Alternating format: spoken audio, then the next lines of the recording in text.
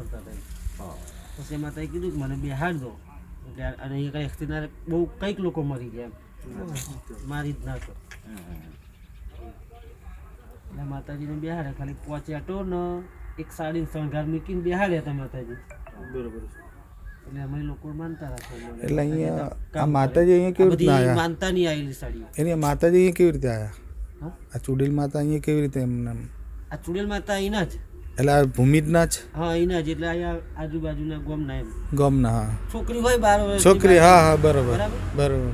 અને એનો કંઈ બનાવ એવો બન્યો હોય. હા હા બરોબર છે. અને કંઈ ભટકતી આત્મા તો કહેવાય. હા બરોબર છે.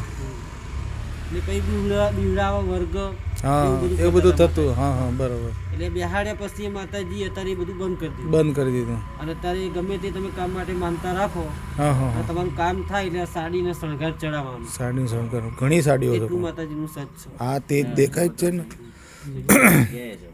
બસ એટલામાંથી આ બધું આ એ રીતે જ થયેલું છે. ઓહ જેમ લોકોના કામ થાય એમાં બધું ચડાય. આજ કોઈ આ ના ખાય કોઈ જારી ના ખાય કે ગમે એ કરીએ.